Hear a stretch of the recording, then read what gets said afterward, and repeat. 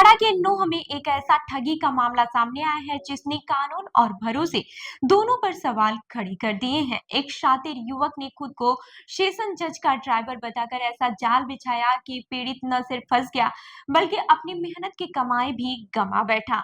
तो चलिए जानते हैं इस खबर को विस्तार से। नमस्कार, मैं रूबी सिंह और आप देख रहे हैं इनके आरजी भारत न्यूज। बता दें कि हरियाणा के नूंह जिले में सामने आया ये ठगी का मामला सिर्फ एक धोखाधड़ी नहीं बल्कि लोगों के कानूनी डर और सिस्टम पर भरोसे का फायदा उठाने की एक खतरनाक मिसाल बन गया है। यहाँ एक युवक ने खुद को सेशन जज का ड्राइवर बताकर एक व्यक्ति से 1,80,000 रुपए की ठगी कर ली। पुलिस ने इस मामले में एक आरोपी को गिरफ्तार कर लिया है, जबकि उसका साथी अभी भी फरार है। इस पूरे मामले की शुरुआत गांव धादुका निवासी इकबाल की शिकायत से हुई। इकबाल ने पुलिस अधीक्षक को दी अपनी शिकायत में बताया कि बाबूपुर निवासी न्याज मोहम्मद और उसका साथी इमरान उससे मिले और उसे एक ऐसा प्रस्ताव दिया जिसने उसकी जिंदगी को पूरी तरह बदल दिया। इमरान ने खुद को सेशन जज का ड्राइवर बताते हुए दावा किया कि उसकी सीधे न्यायिक अधिकारियों तक पहुंच है और वो केस में बड़ा बदलाव करवा सकता है। इकबाल पहले से ही एक आपराधिक मामले में फंसा हुआ था, जिसमें भारतीय दंड संहिता की धारा 307 जैसी गंभीर धारा लगी हुई थी। इसी कमजोरी को पहचानकर आरोपियों ने उसे भरोसे में लिया। उन्होंने कहा कि वे उसके केस से धारा 307 हटवा सकते हैं और उसे गिरफ्तारी से भी राहत दिला सकते हैं। यहाँ से शुरू हुआ एक ऐसा खेल जिसमें भरोसा धीरे धीरे जाल में बदलता गया। आरोपी बार बार इकबाल से संपर्क करते रहे, उसे फोन पर अपडेट देते रहे और ये जताते रहे कि कोर्ट के अंदर उसकी फाइल पर काम चल रहा है। उन्होंने अपनी ऊंची पहुंच और अधिकारियों में पकड़ का ऐसा डर और भरोसा पैदा किया कि इकबाल उनके झांसे में आ गया। धीरे धीरे आरोपियों ने अलग अलग बहाने बनाकर उससे पैसे मांगने शुरू किए।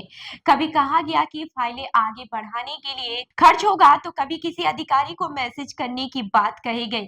इस तरह किस्तों में इकबाल से कुल 1,80,000 रुपए ले लिए गए। शुरुआत में सब कुछ सामान्य लगता रहा। आरोपी लगातार उसे भरोसा दिलाते रहे कि उसका काम जल्द ही हो जाएगा, लेकिन समय बीतता गया और केस में कोई बदलाव नजर नहीं आया। न तो धारा 360 हटी और न ही उसे किसी तरह की कानूनी राहत मिली। जब इकबाल को शक हुआ तो उसने आरोपियों से जवाब मांगना शुरू किया। दबाव बढ़ने पर आरोपियों ने उसे 80,000 रुपए वापस भी कर दिए, लेकिन बाकी 1,00,000 रुपए देने से टाल मटोल करते रहे। यहीं से मामला और भी गंभीर हो गया।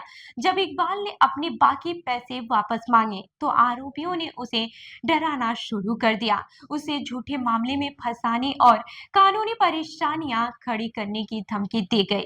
धमकियों से परेशान होकर इकबाल ने आखिरकार पुलिस का दरवाजा खटखटाया। शिकायत मिलते ही पुलिस ने मामले की गंभीरता को समझा और तुरंत केस दर्ज कर जांच शुरू कर दी।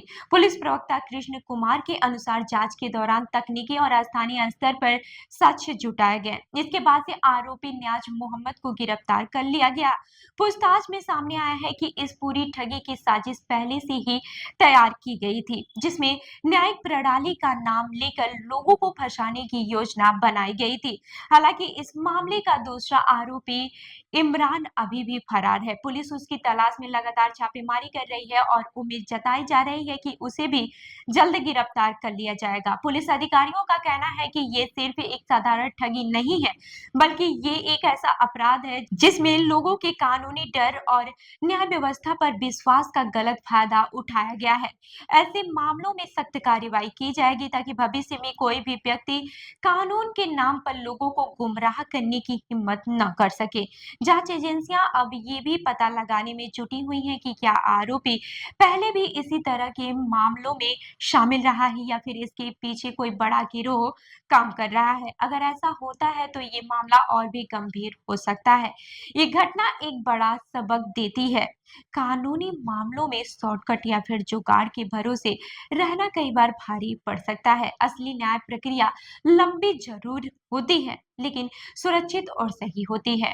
वहीं ऐसे ठग लोगों की मजबूरी और डर का फायदा उठाकर उन्हें आर्थिक और मानसिक दोनों तरह से नुकसान पहुंचाते हैं। पुलिस ने आम लोगों से भी अपील की है कि वे किसी भी ऐसे व्यक्ति के झांसे में न आए जो खुद को बड़े अधिकारियों का करीबी बताकर कानूनी मामलों को सिट कराने का दावा करे। अगर कोई भी ऐसा दावा करता है तो तुरंत पुलिस को सूचना दें। अब सबसे बड़ा सवाल यही है, क्या ये सिर्फ एक आरोपी का काम था या फिर इसके पीछे कोई बड़ा नेटवर्क छिपा है? और क्या ऐसे मामलों को रोकने के लिए सिस्टम में और भी ऐसी सख्ती जरूरी है? अपनी राय हमें कमेंट करके जरूर बताएं। मिलते हैं अगली खबर में, तब तक के लिए देखते रहिए NKRJ भारत न्यूज। धन्यवाद।